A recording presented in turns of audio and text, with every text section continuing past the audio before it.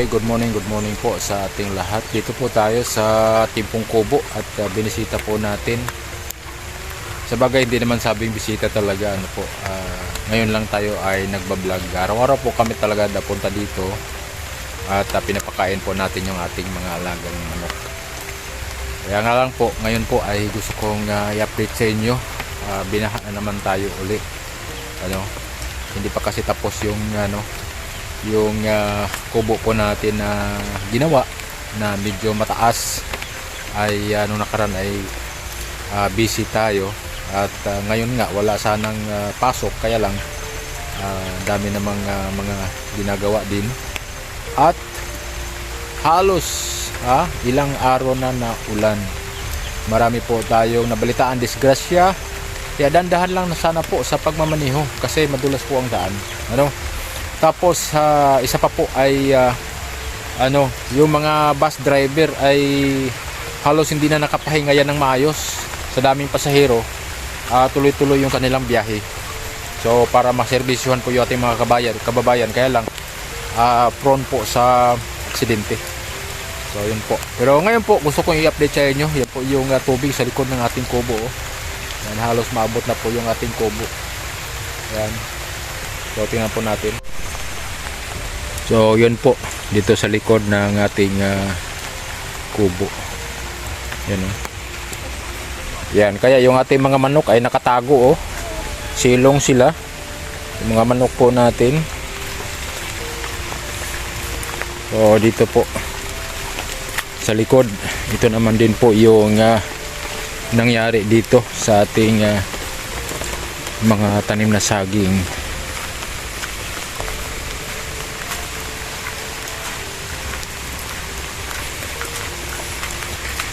Baha din po dito. Yan, ito po yung mga na Christine, Inting. Ayan, hindi pa masyado nakaka-recover pero tinanggalan na po natin ng mga ibang mga suhi. Yon. Ito po yung mga ganito, tatanggalin po yan. Ayan. Yung mga suhi na dalawa, tatanggalin po yan. Halimbawa ganyan ayan, tatanggalin po yung medyo maliit para palakihin po natin yung medyo malaki na. Ganoon po yung pag-aalaga. Ayan. Kaya lang ito po yung nangyari dito. Yan, ito po yung fish pan po natin. Tinanggal na po natin yung mga isda dyan. Yung mga hito po nandun na po sa bahay. Sa mga nagtatanong kung kumusta na po yung hito natin, malaki na po sila. Nasa mga 4 at saka 5 inches na. Pero mayroon pong na wash out talaga dyan. Mayroong nakalabas at hindi po natin nakuha.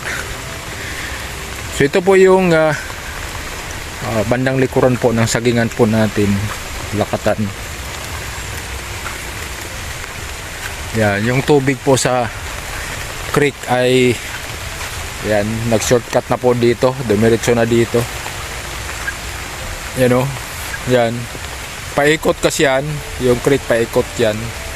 Pero pag malaki talaga ang tubig, dumiretso siya dito. Yan po. Kawawa. Yan, gusto ko po ipakita sa inyo yung sinabi po na tatanggalan ng dahon. Totoo nga na hindi po matumba. Siyempre wala ng dahon pag malakas ang hangin hindi na po siya matumba. Pero pakita ko po sa inyo po ano pong nagiging resulta. Yan yan po naging resulta niya. Hindi na po yan lalaki. Maliban na lang kung natanggal natin ng dahon na na sila yung sabihin natin nakabuilo na siya. Pero kung magpupuso pa lang ay hindi na po siya makapagbibigay ng magandang bunga. Halos reject na yan. Kasi para po sa kaalaman na lahat ang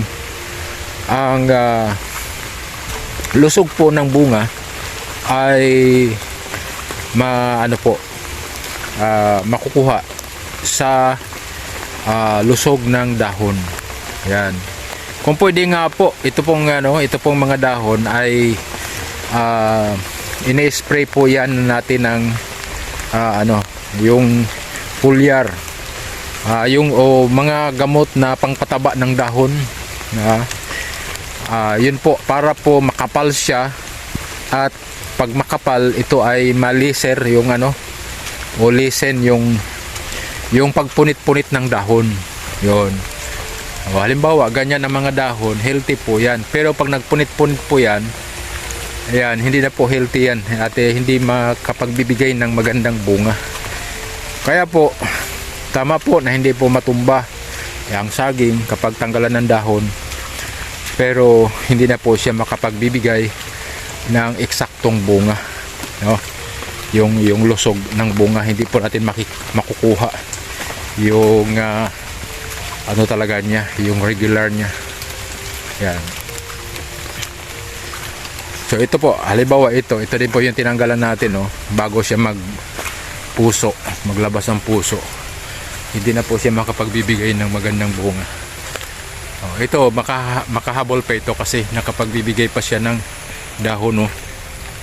Yan, ito kasi ay nakalabas pa ng may 4 pa na dahon na nakalabas. Kaya medyo healthy pa po siya. Yan, ito naman ay din ito, nakapuso na siya. Nakalabas na yung bunga. Kaya lang hindi pa din siya masabi nating makuha natin yung regular talaga niya na laki.